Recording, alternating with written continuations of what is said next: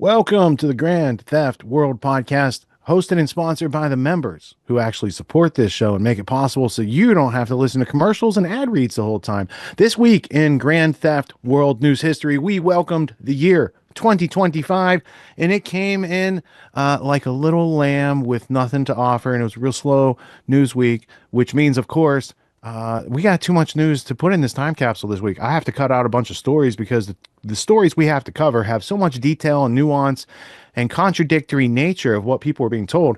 It's a real study in real-time war, right? It's like the Ghost in the Machine video from a couple years ago where they said all the world's a stage. They're making the world a stage in Louisiana and New Orleans on New Year's Day, but also at Trump Hotel in Las Vegas, also on New Year's Day. Two vehicles rented through a rental agency that was in common to electric vehicles used by former and active military from the United States. Internal terrorism, domestic terrorism. It smells a little fishy. And I'm not the only one who noticed it this past week. You're going to see a lot of titles tonight about things smelling fishy. And those fishy things tie back to not direct connections between the bombers themselves, but people that they have interacted with along the way. People maybe in the FBI, people maybe at Fort Bragg, people maybe in the deep state apparatus that wants to see America fall down and go boom and not get up. We have to look into these stories and understand them in a non-contradictory way. Otherwise, we're going to get all taken for a ride, as it were. Losing our freedom and our future in that ride is not something that we're looking forward to. So we're going to studiously analyze and parse this week's news.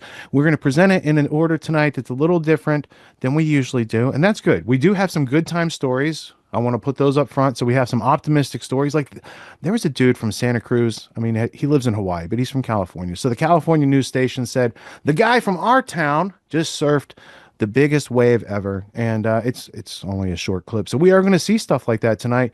Humans breaking out of the mold, exceeding their past expectations of themselves and others, because I think growing in education is the way out of all the things that we have to cover tonight. All this nonsense and things that we should not be tolerating in our culture being brought to the surface is good, because then we have a chance to deal with these things and do something about them so that we don't leave these as the legacy to our children and grandchildren. And I think that's the responsible path forward. So in order to be responsible, we're going to use our observation skills. We are going to look around at the data landscape. We are going to seek to understand. We're going to identify those contradictions. We're going to remove those contradictions so we can actually take meaningful action in our life and support the people who deserve it, not the people who tell the stories with the biggest mouthpiece out there, because those stories, as you'll see tonight, might be a little bit misleading.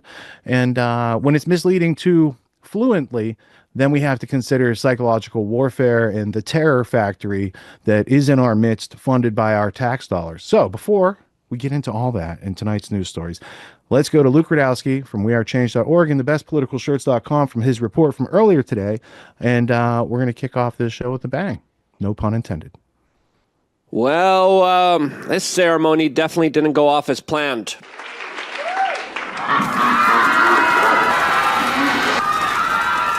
As the President of the United States is giving out the Medal of Freedom Award, all of this as we are expecting major disclosures in just a few days from now when Donald Trump takes political office. All of this as there still is a psyop that we're trying to make sense of that happened recently in Las Vegas. As truly we are living in very bewildering days as individuals like Bono, Michael Jackson, Denzel Washington, Ralph Lauren, Michael J. Fox, along with Hillary Clinton and George Soros, a man who Elon Musk previously described as someone who hates humanity. He fundamentally hates humanity.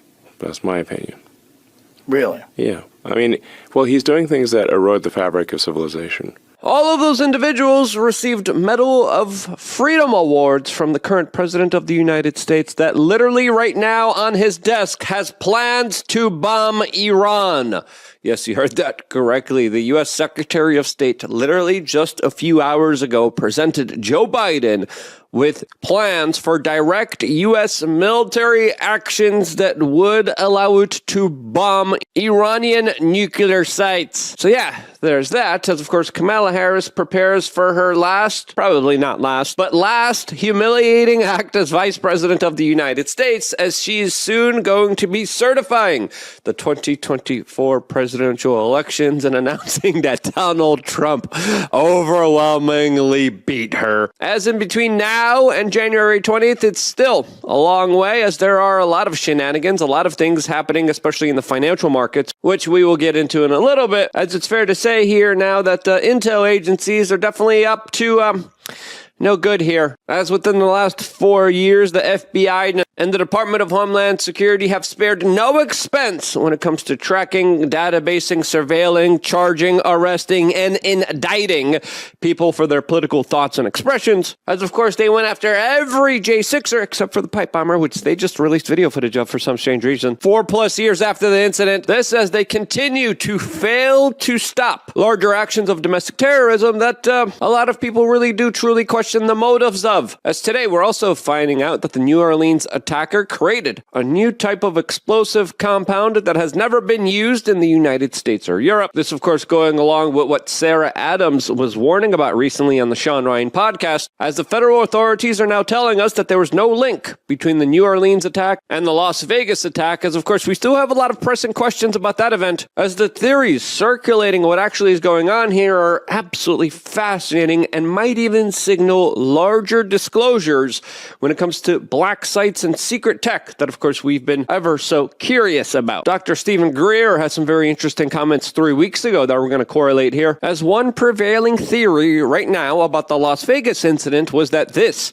very capable, extremely smart, and dangerous man who was a Special Forces Green Beret, which means the top echelons of the U.S. military when it comes to special operations, set off an explosive that was meant to, of course, send a larger message warning specifically about the latest drone technology that's being utilized by the Chinese against the United States. As a lot of people are now speculating that the summon feature could have been used by the Tesla, and there could be a lot of alternative kind of possibilities of what actually really went on here. As CNN just released a new camera angle of the Trump hotel truck explosion, as a lot of people are saying, wait, his head's still there, it was moving right before the explosion. As a lot of people are saying that the official versions of events, especially with him using a 50 AE, doesn't really add up here, doesn't really make sense. As it looks like here, someone's not telling the truth here. Someone's lying, as a lot of people are now even questioning the man who brought forward the original kind of email and manifesto from this guy, as Sam Shoemate, who went on the Sean Ryan podcast, allegedly with the Special Forces Green Berets manifesto, looks like he's changing his tune, as previously he stated how Livesberg, the Special Forces Green Beret guy, was happy and alive, as now he is claiming that he went on anti-psychotropic drugs, wasn't well,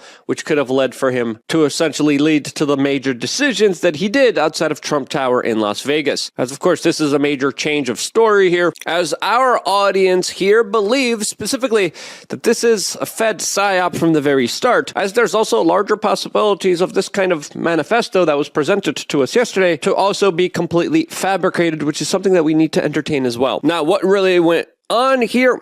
I don't know. I don't claim to know, but let's go further down the rabbit hole, as Clint Russell points out that about 3 weeks ago, Dr. Stephen Greer, a ufologist and a retired physician, literally came out and said that there would be a major disclosure regarding hidden technology that would be released sometime between then and early January, as he then also talked about multiple Green Beret sources. As some people are saying now, was he connected to the Green Beret that, of course, did this larger symbolic action outside of Trump Tower in Las Vegas? Special Forces guy.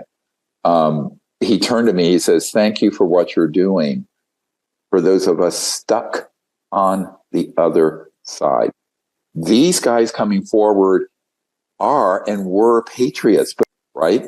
So they get pulled into these operations not knowing they're illegal. Now, is that a Coincidence, or is there something more to these larger disclosures that are going to be coming here? Well, that's not the only thing Stephen Greer has to say, as a lot of people are also now connecting the New Jersey drone story mystery with some major revelations that are soon to come in 2025. But before getting into all of that, we wanted to tell you about the sponsor of this particular video, and that, of course, is a precious metals silver company that, of course, I'm very bullish on, since the financial world is pretty crazy right now, as China is also buying a lot of gold under Vizsla Silver. Now, going back to our original story, I definitely do see a lot of financial shakeups in 2025, as Dr. Stephen Greer is now coming out and predicting that there will be a huge UFO announcement in just 30 days from now, as he's saying that the New Jersey drone mystery is just the beginning, as a lot of people are correlating what is happening there with U.S. secret government black sites, advanced military technology, and the potential leaking and releasing of this to the larger general public with grander disclosures that the government could be going out of their way to try to prevent and stop, as currently there definitely is no sign of a lot of this controversy going away in 2025, except the opposite of that is true. There are larger signals that we're just beginning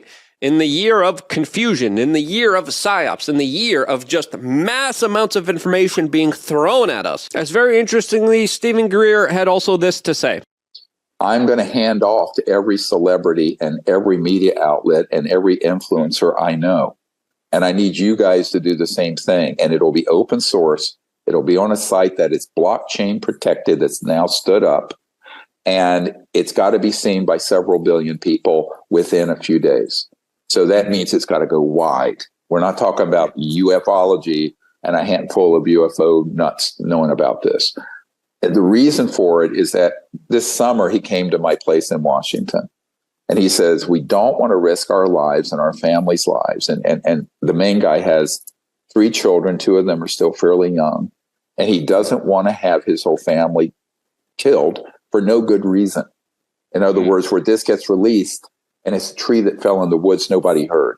This says, I'm personally waiting to see whatever comes our way, but it's fair to say that this year definitely will be met with a lot of information being sent to us, as of course I previously even argued with special videos just for my members, how specifically we are going to be living in a new day and age of psyop, mind warping, mind control, disinformation that is just going to avalanche on top of us, that is meant to spur on confusion. I don't know about you guys, it's already very difficult to try to discern fact from fiction, and I think it's only going to become that much more complicated moving ahead here. Now, is what Stephen Greer here talking about legit? Well, time will tell, as of course we're going to be paying close attention to this story, as we are pretty much skeptical of everything, as we are in one hell of a ride for this 2025 year that is only going to get a lot more confusing from here. And if you agree, share this video with your friends and family members. Things are going to get wild. Things are going to get crazy.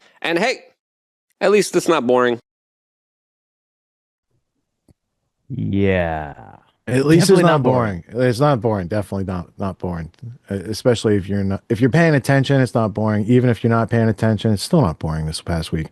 I imagine this week, unlike a lot of other weeks, that many people were just living life and chilling out at their house, and they caught some news stories and they have an idea of these things that happened. I happened to be doing activities in the garage most of the week, and I caught a lot of these stories as I was like working on a rusty fender and stuff like that. And no, it's not a guitar pun. It was on a car. Guitar versus car pun.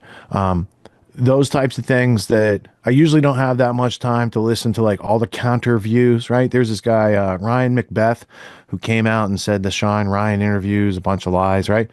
He might be right, but he presents no evidence to that end, which was also interesting because he's like a big push the war in Ukraine guy, right? So there's like both sides of the Psy-war spectrum seemed to be participating. And then once that happened, there's a bunch of like, I don't want to say they're deep state influenced independent people, but they, came out all in the same unison chorus, and they're drawing some questions in a situation where I thought when that happened, I thought the New Orleans attack was going to be like the bigger deal and multiple people involved or whatever. And this other thing was going to be like a nothing burger because it was just fireworks. Like when I caught it, it was Jeremy at the quartering, and we'll see the clip later. But I'm like, those are fireworks. You can hear and see fireworks, right? And it's a Tesla truck, which is bulletproof. So I was like, this is, But then when you find out active duty, Green Beret, notes on his phone recovered, manifesto leaked to this other guy, like who knows authenticity on any of those things. So they created a real fog of war. At the same time, there was this fog around the world that people were talking about, right? This whole other phenomenon that we don't have time to get into tonight. So they packed the first week of 2025 with like chock full of stuff you should take note of, because I think they're teaching psychological warfare class to the public now, and it's not just something that goes on at Fort Bragg. But we'll get to that stuff. Yeah, it's like the memes like, God, it's been quite a year the last 5 days, right? One heck of a year the last 5 days. Did you see that? Was that a meme already? Yeah. Well, it was like on January 2nd, it was like, God, it sure has been a crazy year this last day.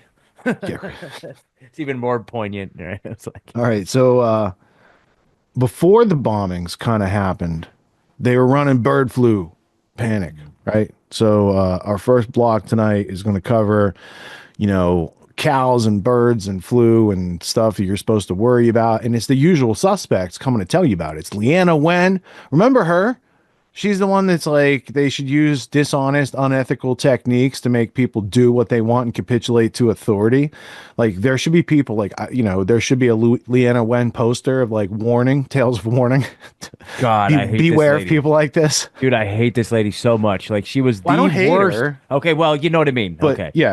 I feel what you're saying. I kind of despise disgusted by her. I'm disgusted and despise. Yeah, hate. Okay, I feel you. Yeah, I'm not in the hate realm these days. But like, okay, yes. So the most.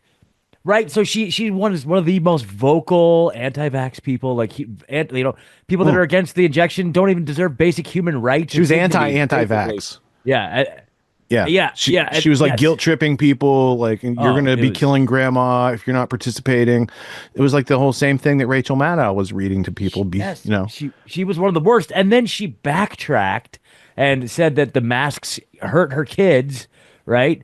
And now she's back on front and center doing the same song and dance, and I'm like, lady. And then the thing that drives me the craziest about her, and you guys might not have noticed this, but you will notice it. But whenever she talks, at like the end of her words, she goes like, "There's something wrong. I believe that we all need to go, and all the anti-vaxxers." She does. I don't speak Mandarin she does or crazy Cantonese, noise, so I can't make fun of how she speaks English. However, it's funny. I used to say this thing like, I'm not so concerned about the king, like the dude's mentally ill. I'm concerned about the people around him that affirm to the dude that, yeah, you're a king. Because in this situation, I'm not so concerned about the Leanna Wens of the world. I'm concerned about the audience who believes the Leanna Wens of the world, because your belief in those things that are not true threaten our freedom.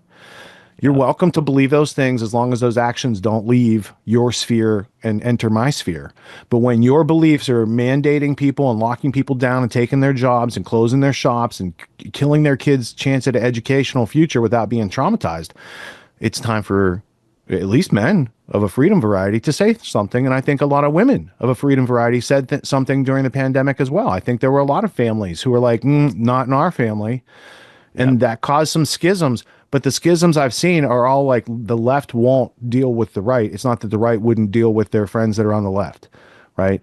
Yep. It's a derangement syndrome that has been developed around a particular political candidate who happens to be a seeming opposition to the deep state in a variety of ways.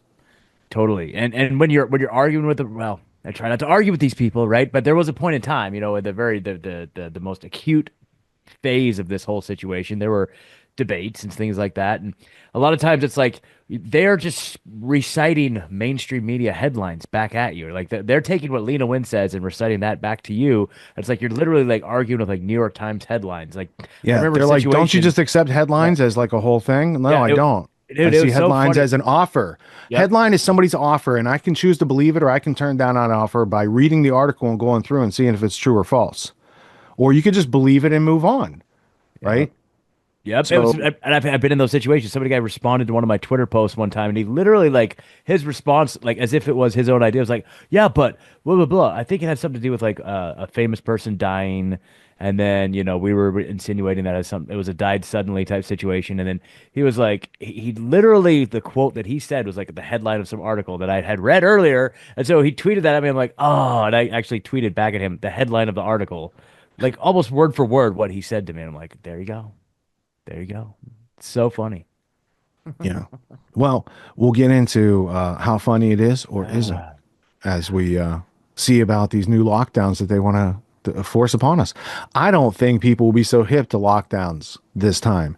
I think that they would find creative ways to drag their feet, to resist, to work outside those dotted lines that are Oh, I artificially can't wait. created by people in can't panic situations. Because if your rights mean anything, they mean something during emergencies. So you don't get suspended rights during an emergency. That's when your rights are actually important. That's when you need to be able to fight for your rights to party or something like that. Yeah, I hope they pull it, man. I've been flexing my freedom muscles for the last 4 years, and I'm ready to just like go for a PR personal record, baby. Yeah, I mean they're getting enough people out of their garages proverbially and interested in going to town hall meetings. Yeah. Right. And you don't want us going there and watching what you guys do. You guys got cushy jobs, you got slush funds going on. We let that all go for a long time. But now there's too many people being hurt, too many innocent people being hurt systematically, and it's just being done with no, intellectual pushback. So I think it's time to stop watching football and race cars and all these other things and start reading, like Tragedy and Hope 101 and getting an understanding of like Presidential Medal of Freedom just went to Soros and Clinton. Like this is a whole thing. This is where Trump derangement syndrome came from. Soros and Clinton were all piled up in the 2016 election. They were supposed to win, and then the WikiLeaks came out and it did crush their shit back then. That's why they lost because of WikiLeaks, and those people, Assange suffered for such things. So even though it's a 120-year-old story, it is still going on right now, and you should learn the narrative of what's actually reflective of the evidence in history so you can understand when these people talk about supporting Ukraine or Russia, what's going on. It's like, no, you need to understand that NATO has a plan of deep state globalism, new world order, dominance in an English-speaking language. And they're using Ukraine to as a prophylactic to fuck with Russia. And that could create a World War III type situation. Any number of these situations, Middle East, Iran, Israel, so China, secret drones. We'll get to it all. But my point is there's a lot going on. And if you don't pay attention, it's just going to pass you by, especially people in the future looking at this time capsule. You got a clear insight into what happened this first week of 2025 than any news channel in the world. You go back and watch anybody's coverage, you will learn more in tonight's show than you could learn from watching any of those 3-letter or 4-letter stations. So without further ado, let's go to a couple happy stories. Here's Santa Cruz man rides record wave. It's like 102 feet. Crazy guy. All right. What? Good to see what people can do, though, right? Father kills stalker after finding him with missing teen daughter. I haven't seen this yet, but, why?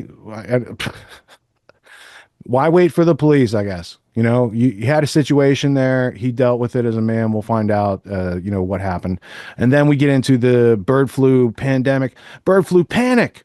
91% of cows infected, millions of chickens, food shortages, and then time to freak out about bird flu, says discredited CNN COVID alarmist Leanna Wen. It's super serious. So we'll get to that. We'll come back and comment, and then we'll change into the other stories of the evening. A Santa Cruz man may ride into the history books for taking on what could be the world's largest wave ever surfed. He caught the wave earlier this month near Half Moon Bay, and it's estimated it was 108 feet. Today, he talked with NBC Bay Area's Marianne Favreau about the ride of a lifetime. The tiny figure you see beneath this gigantic wave is Aloe Sliber. A 23-year-old maneuvered through the Mavericks wave on a stormy day, December 23rd. I didn't really know how big the wave was, just due to the fact that every wave that day was gigantic. But there's this feeling as a surfer when you're going down the face of a wave, you're going so fast. And in that wave in particular, there was so much water coming off the reef that you could feel the board almost wanting to go backwards. The wave was estimated to be 108 feet tall, about the size of an 11-story building, which would make it the largest wave ever surfed. The current world record is 86 feet. Jeff Clark, the pioneer of Mavericks, watched Aloe take on the watery beast. Definitely the biggest wave I've seen at Mavericks since I started surfing there in 1975. It was amazing, the swell. Aloe says he's been surfing Mavericks since he was 14 and was well aware of the risks. You always prepare for the worst, but you always stay excited and full of adrenaline. The waves were so big that day, he teamed up with another surfer on a jet ski who towed him out to take on the force of nature. I'll tell you that it was some of the fastest times I've ever been on a surfboard, multiple rides that day, and it was just beautiful. It was just like some of the craziest rides that I've ever had. It's too early to know if Aloe truly did break the world record. The height of the wave must still be analyzed, but that's not the most important thing to the Santa Cruz construction worker. All I care about is I rode the biggest wave of my life, and I'm grateful for it, and it may never come again. Marianne Favreau, NBC Bay Area News. A man claims he found his missing teenage daughter in a car with a 67-year-old man, an alleged stalker. And now this father is accused of killing that man, and he could be facing criminal charges. I'm going to talk with renowned predator catcher Chris Hansen to get to the bottom of this story. Welcome to Sidebar, presented by Law and Crime. I'm Jesse Weber. This was a wild series of events that played out very quickly in the middle of the night in Arkansas last week. So we have 36-year-old Aaron Spencer, who reportedly called 911 to say that his 14-year-old daughter was missing. And while his wife searched the area around the home, Spencer hopped into his truck, started driving around looking for her. And that is when Spencer apparently spotted 67-year-old Michael Fossler with his teenage daughter in a car. And according to Spencer's wife, Heather, he started chasing the car that Fossler was driving. There was some sort of accident. After the crash, there was apparently some kind of confrontation between the two men, and Spencer allegedly shot Fossler, killing him. Well, when Lonoke County Sheriff's deputies arrived, they took Spencer into custody on suspicion of murder. His family was able to get enough money together for a $150,000 bail. There's a lot of different moving parts in this, including Fossler's history. So I want to bring in right now renowned predator catcher, founder of True Blue, the host of Takedown on True Blue, the host of Predators I've Caught with Chris Hansen. Who am I going to bring in? I think you guessed it, Chris Hansen, to talk more about this. Chris, good to see you. What a wild case, Jesse. I was going to ask you, in your experience, have you seen this kind of vigilante justice? Apparently the guy was already warned in some method or fashion. And so they get onto this, the father does, and he finds the girl in this guy's car.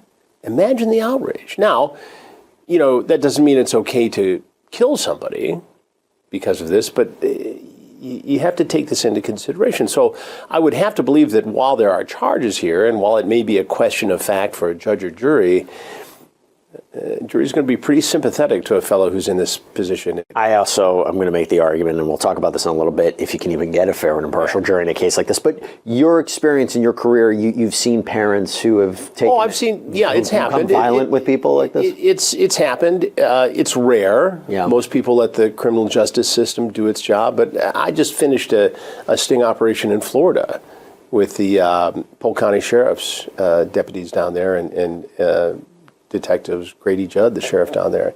And in a matter of days, we caught a lifeguard from a Disney resort. I mean, here's a guy who's looking at children all day, and he shows up at our sting house to meet up and have a sexual liaison with a 14-year-old girl because he says his fiance wasn't paying enough attention to him. We had another guy who was in the Orlando area on business as a videographer there for a convention from Minnesota. He lies about his name. He jerks the detectives around. He lies to me during my interview with him. And it turns out all the time, all the while we're talking to him, he is out on bail after being arrested for virtually the same crime in Minnesota. So he's out on bail for trying to have sex with a boy in Minnesota. And what does he do?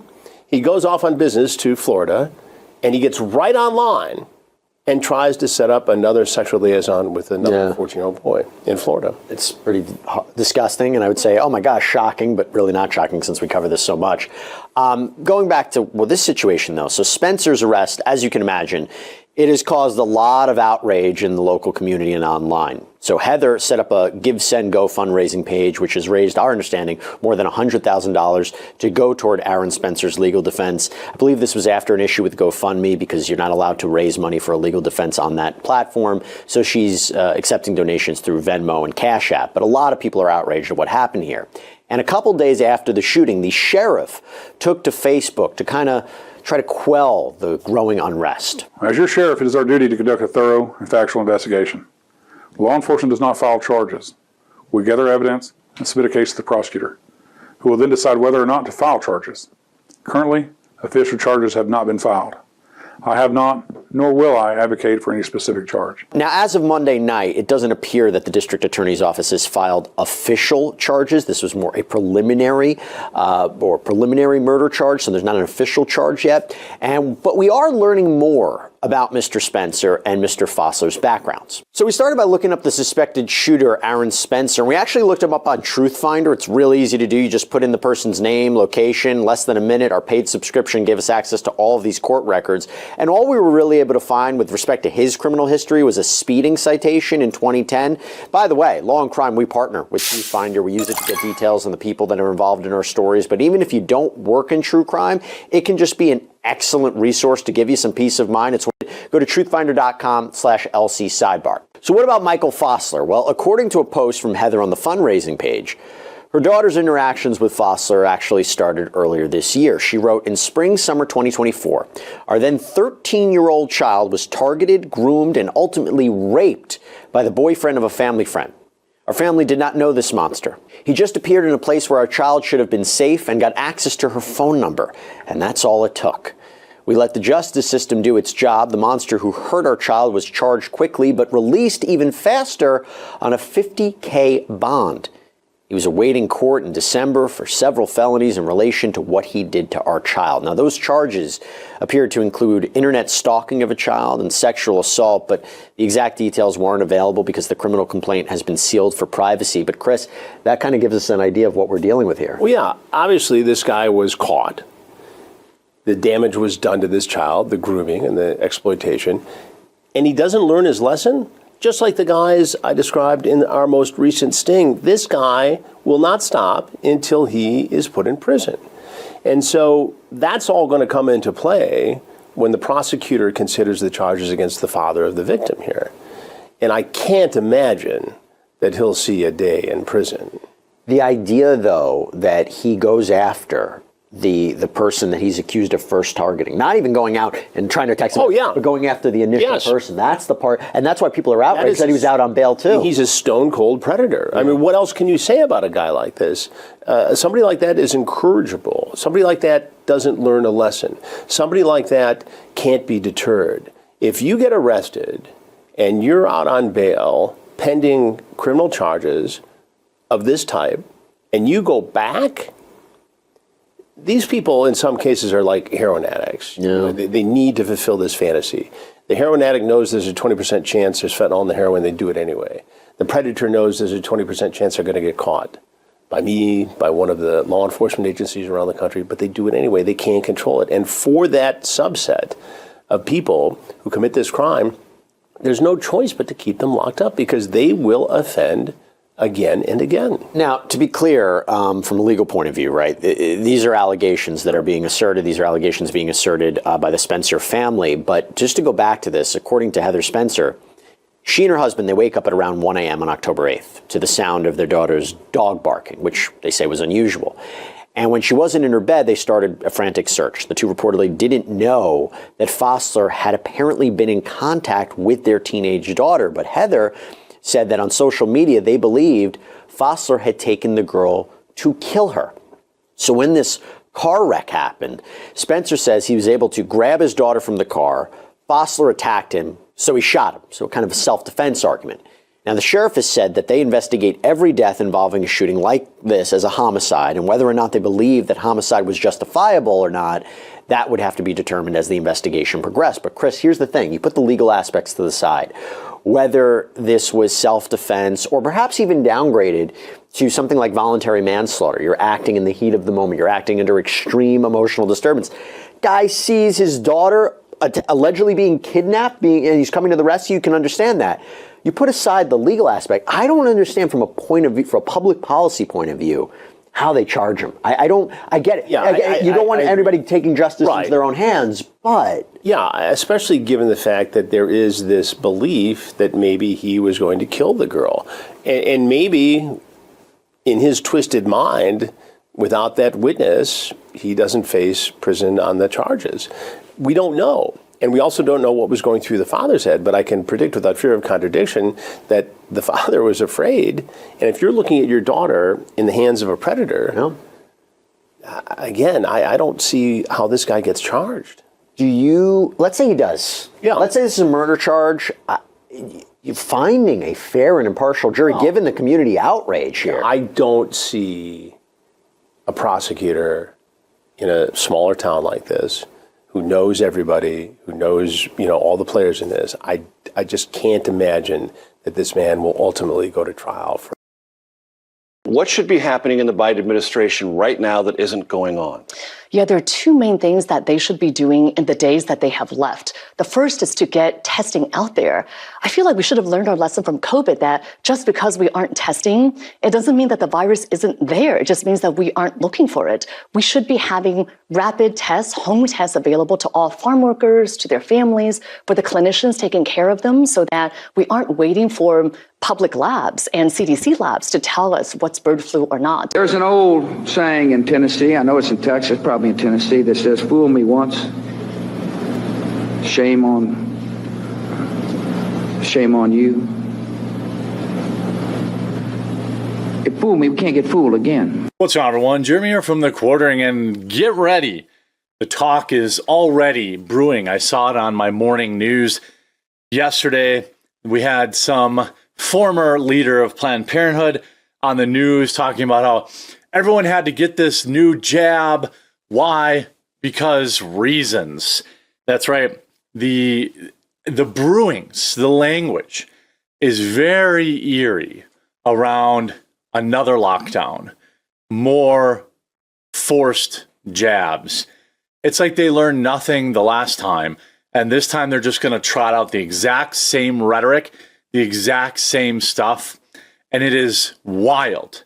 I mean, when you see these clips, you're going to be like, was I exported to 2 years ago?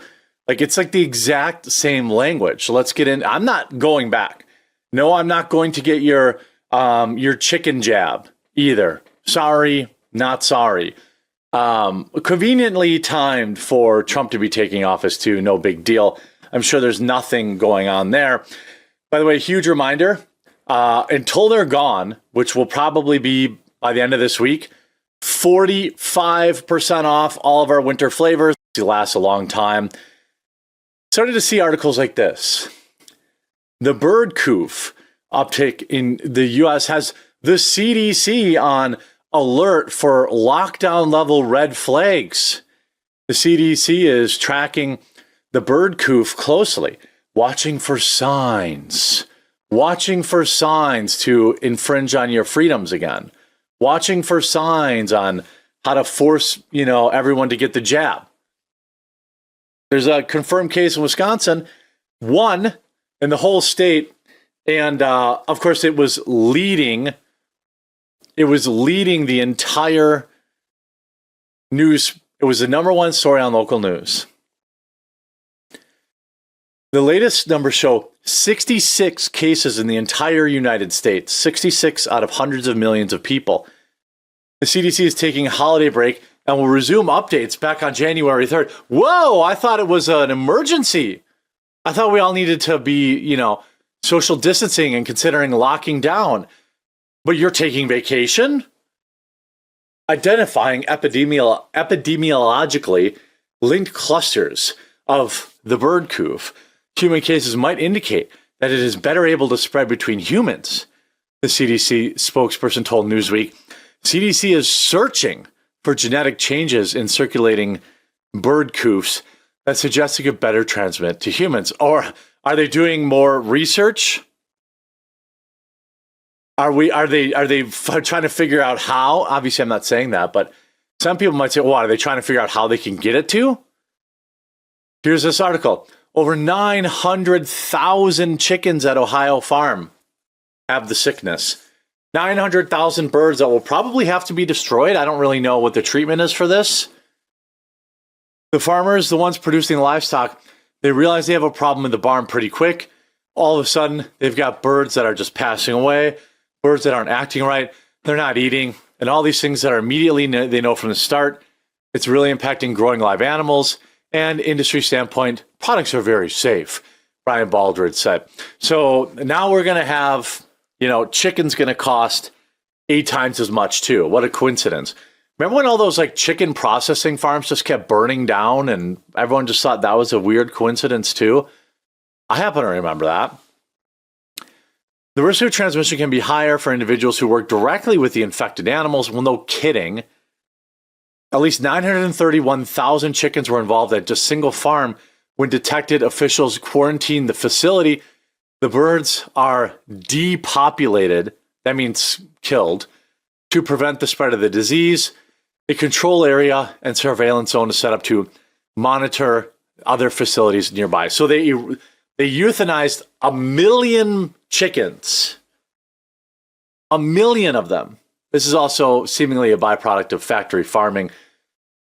Too, when you have these many birds crammed together in, suboptimal conditions, in cleanliness, things like that. More than 70% of California's dairy cow herds are also infected with the bird coof. 71% of all herds have caught the bird coof, forcing Governor Newsom to declare a state of emergency and the government to announce new testing. Well, what do they do to the cows when they get it? Do they also depopulate them? So now we're going to have a beef shortage, a chicken shortage. A number of confirmed cases in humans are now 70. Last week, the CDC said the virus had likely mutated in a Louisiana patient who contracted the country's first severe case. Mutations could allow the virus to better bind to nerve endings in the respiratory tract and initiate infection. Although scientists say this is not yet a cause for alarm, generally, cases have been mild in humans. Here we go. Are you getting those so familiar feelings back? Are you getting those feelings back? A December study published in the Journal of Science, the Science Journal, or the Journal Science, found that the bird coof strain found in dairy cows is now in the U.S. only need a single mutation. Well, how did they do that? Did they do gain of function research? They only need a single mutation for it to be able to spread among humans. The American Veterinary Medical Association noted in a Monday report, the longer the virus circulates unchecked, the higher the likelihood it will acquire the mutations that needed to cause a pandemic. Good bullet. So it's not like there's a group of people out there trying to cause a pandemic. They're trying to prevent a pandemic, and they accidentally cause pandemics. That's kind of how that works. Again, you guys. Okay. All right. So the answer to first off, I like chicken. I enjoy milk. And if they're slaughtering dairy cows, they're going to get to beef cows soon enough, right? I like meat. So, how's it getting into them? Like if I have a farm and I have 1 million chickens, how does that virus from whatever origin, how does it get onto my farm? Okay. Well, what am I bringing onto my farm from off of my farm? Chicken feed. That's the first place I would start investigating. What is the because these are big corporate, barns of chickens, right? So they're ordering tons and tons of chicken food from a couple suppliers. I would start checking the things that come in from off property, because it's probably not your water, probably not your air, right? Like this stuff's not blowing neighbor to neighbor. It's from interactions between birds, right? So the answer is decentralized food sources. Instead of having these huge farms, how about everyone's got 10 chickens and you get a tax rebate? Oh, you got 50 chickens, more tax rebate. We can encourage people with incentives to have chickens and fruit trees and a whole bunch of autonomy in their neighborhoods. You know, this is what Jim Gale works on over at Food Forest Abundance, making sure that like people know there's just stuff you can plant all over the place. And instead of having like all this poison on your lawn to make this perfect grass, you could have a whole outside that could feed your whole neighborhood with very low maintenance, because stuff just grows when you plant it in a kind of permaculture way, right? So decentralizing food sources. And when I grew up, my neighbors as a kid, both neighbors were older gentlemen, and they hunted and stuff like that, trapped. They raised rabbits. And I would walk past these rabbit pens on the way to my bus stop every day. I'd be like feeding the rabbits straw. And one day my dad says, "Hey, do you know why those guys have those rabbits on the back of their sheds?" I was like, "No, I never see them playing with them or anything." He goes, "That's what they eat. They eat those rabbits." I was like, "What?" You know, but it's no different than having chickens or beef cattle or goats or sheep or any other type of livestock, right? So there's people that do that, and it's like a rural thing. There's also people who eat roadkill, believe it or not. And I've eaten roadkill. I didn't pick it up off the road, but I trusted the person who got it, and they know what temperature it has to be at and what parts of the deer you can take. And it was tasty. Like, you don't have to have an aversion to those things. You do, because you don't have any knowledge around like what is actually food and when does it become not food. You know? Yep. So there are opportunities for Americans to not be victims in this situation.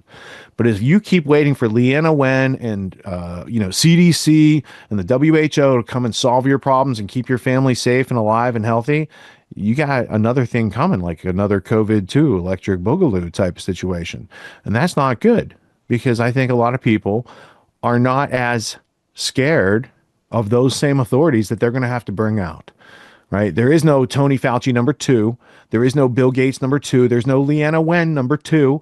There's no Peter Hotez number 2. They only got one character in each of those positions. They're not thick on the roster. You know what I'm saying? They don't have a deep bench.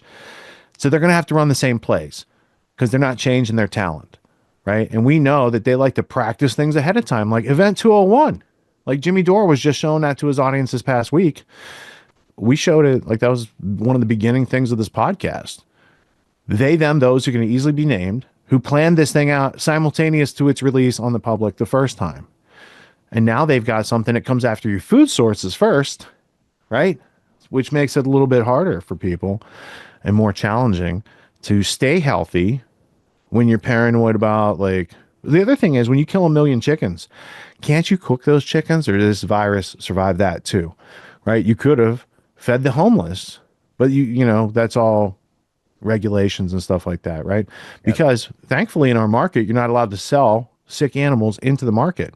So they have cures for animals, whereas humans, they'll kill you with kindness and big hospital bills, but they won't give you the same treatment they would give to a pig who has the same thing, because that pig, if they don't treat that, it becomes worthless in the marketplace. So they will treat the pig for various disorders that humans also get, but humans won't get those same treatments, which is another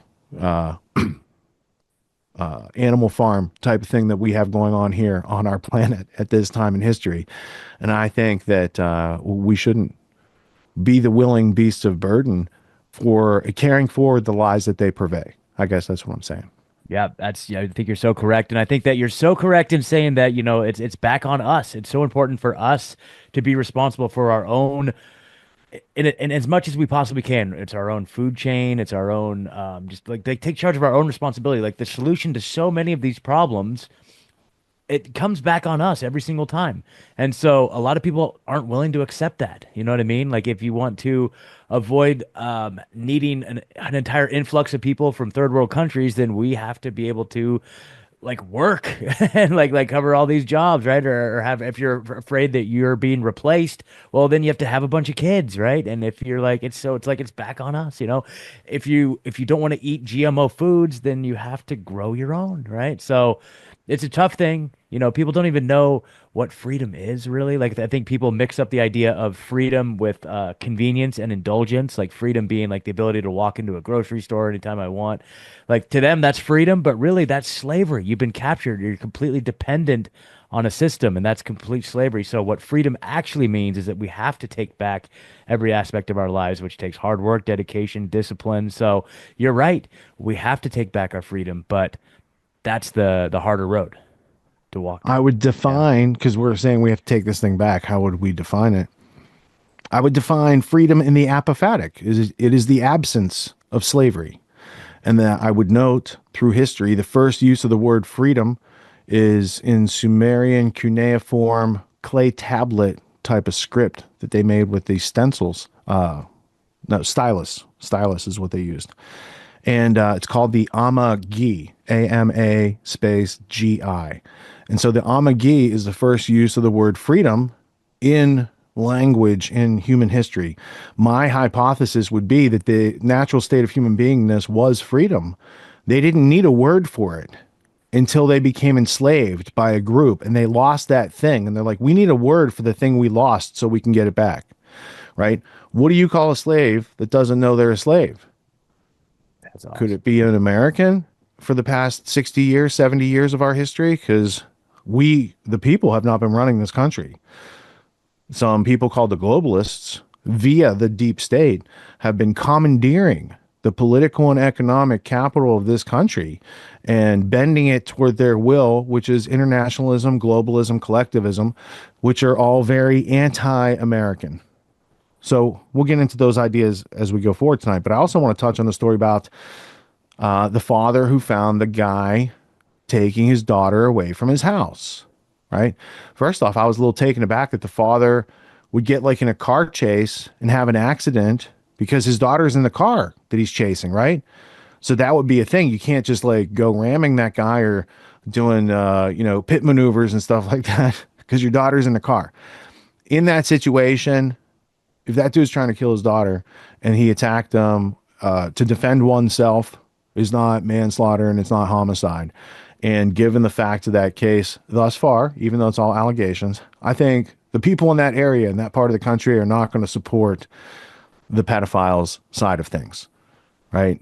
There's going to be a bunch of people thinking should have been going on for a long time. Then we wouldn't have this problem because those people obviously aren't scared of police or prison because they keep doing it. That guy was out on bail doing that thing. And I think, if you continue in that situation to wait on the legal system that just failed you as that father, you're wishing and hoping and putting your family in danger. And I'm sure he would rather deal with an 8x8 cell for a couple years than to live knowing something happened to his daughter because he didn't take action. 100%. Yep, C'est la vie. Mm-hmm. Yeah. So, reminds me of that judge who got shot a couple months ago in Kentucky by the sheriff because the sheriff was on the judge's phone. He found his daughter's number. And then he became agitated, and then yelling ensued. And then that sheriff shot that judge in his chambers. And there was a sex slavery ring going on, right? So there might be, that's just one state away. What you're understanding now is these aren't like isolated things that just happen and they're not anywhere else. It's like they're popping up all over the place. People are getting wise to some of the shenanigans that have been going on. And, the nature of the internet itself, because it's not all Silk Road happiness of people getting their needs met with volitional self-esteem and integrity and accountability in place. It's the darkness being run by intelligence agencies to lure people like that dude in who got shot so that they can get the drop on him, blackmail and take his assets, et cetera, et cetera. And that's a layer that you have to have a change in how justice is administered and adjudicated in this country for those problems to take place. So maybe the new attorney general, I don't know, isn't down with the pedophiles and does something about the Epstein client list and all these other good things. Maybe getting Kash Patel in at FBI does something, but unless he cleans it out like he said he did, you know, like he was like, oh, we would just fire everybody and keep like 50 people. And unless he does that, then you got to know that, oh, you got there, you had ideas, and the deep state was like, Kash, let us show you what we have on you, right? It's like, wasn't Of course, it, that's how it's going to work. wasn't it the Bill Hicks joke where he's like, do you think when you become president, they take you into a room and they show you like the third angle of the Zapruder film? And they're like, this is who we are, and this is what you're going to do for us, you know? And then they just go on their merry way serving the people who killed Kennedy. And that was, you know, comedy, stand-up stick, but in the 90s, but it's still reflective of what's going on today. That's very much in the realm of how things work. There's no one in the White House who knows what's at Area 51 or any of those other defense contractor type activities. That's deep state NATO stuff. That's beyond the purview and pay grade of the White House. It's international. It's not national, those things. So just wanted to point that out. Yep. Everyone's doing some kind of self-help these days, and you can find a million self-help courses out there. Most other courses out there are hosting lectures. They're hosting videos. They're maybe even doing Q&As. And these are great starting points to encourage learning. But at Autonomy, we believe that hands-on practice is the best way to really lock in what we're learning. There's no better way to gain confidence and mastery than through action. After each lecture, we practice the concepts we've learned with other students, giving and receiving feedback in a non-judgmental environment. The result is mastery of concepts like entrepreneurship, ethical sales, and self-reliance in an environment that directly translates to the real world. Plus, you make connections with other like-minded individuals who are learning right alongside you, and you have a lifetime membership in the community. The Autonomy course with Richard Grove equips you with confidence, competence, and courage in a world filled with confusion and noise. You can learn more at getautonomy.info. We'll see you there.